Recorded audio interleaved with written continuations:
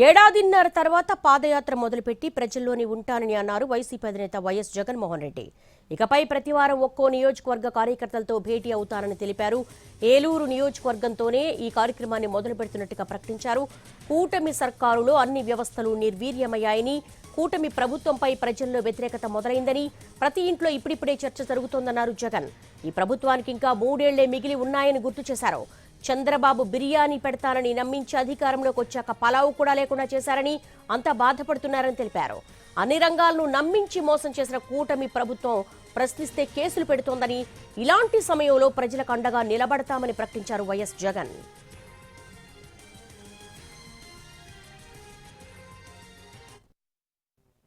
కన్ను మూసుకుని కన్ను తెరిచేసరికి దాదాపుగా 2 సంవత్సరాలు కన్ను మూసుకుంటూ అయిపోయింది. మొత్తానికి 5 బడ్జెట్లు ప్రవేశపెట్టే అవకాశం రాష్ట్ర ప్రభుత్వానికి ఉంటుంది. అందులో 2 అయిపోయినాయి. 3వది ఇప్పుడు మార్చిలో, ఫిబ్రవరి చివరిలోనో మార్చిలోనో 3వ బడ్జెట్ ప్రవేశపెడతారు. దాని తర్వాత ఇంకా మిగిలిండేది 2. ఇక్కడ నుంచి ఒక 3 సంవత్సరాలు. ఆ 3 సంవత్సరాల్లో 1.5 సంవత్సరం పోతే దాని తర్వాత నా పాదయాత్ర కూడా స్టార్ట్ అయిపోతుంది.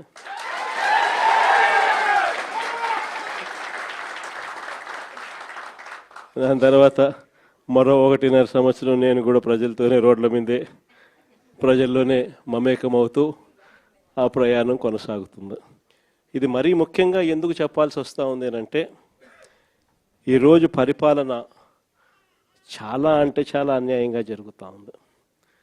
రెడ్ బుక్ రాజ్యాంగంతో ఎక్కడా కూడా ఎవరినైనా కూడా ఏమంటే అది నేను చేసేయచ్చు అని ఖండకావరంతో ఈరోజు పరిపాలన సాగిస్తూ ఉన్నారు. పాలనంతా కూడా అబద్ధాలు, మోసాలు. ఆ అబద్ధాలు ఆడుతున్నావయ్యా, మోసం ఎందుకు చేస్తున్నావయ్యా అని చెప్పి గట్టిగా నిలదీస్తే రివర్స్ ఉల్టా కేసులు పెడతా ఉన్నారు. పోలీసులను పంపిస్తూ ఉన్నారు. పోలీసు వ్యవస్థ ఎప్పుడు చూడని విధంగా దుర్వినియోగం అయిపోయిన పరిస్థితులు మొట్టమొదటిసారిగా చూస్తూ ఉన్నాం. ఇవన్నీ కూడా ఈరోజు మనకు కనిపిస్తూ ఉన్నాయి.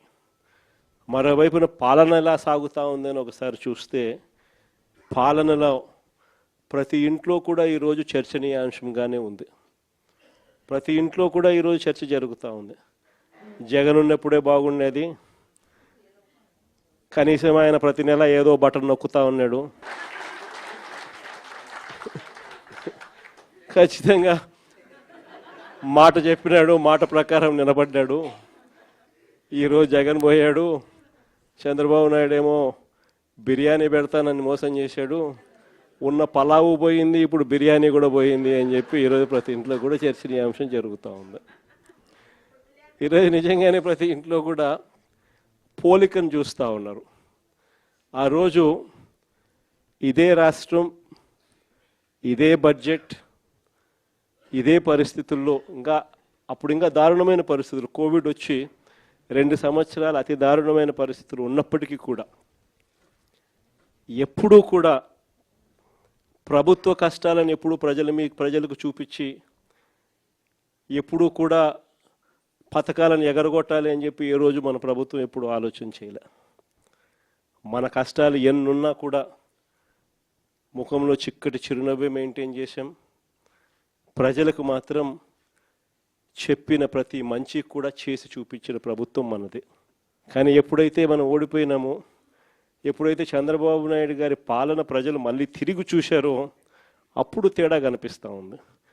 జగన్ వల్ల మంచి జరిగింది, జగన్ ఎలా చేయగలిగినాడు, చంద్రబాబు నాయుడు ఎందుకు చేయలేకపోతా ఉన్నాడు, చంద్రబాబు నాయుడు అంత అబద్ధాలోడు, మోసం చేసేవాడు ప్రపంచ చరిత్రలో ఎవడు ఉండడు అని కూడా చెప్తా ఉన్నారు.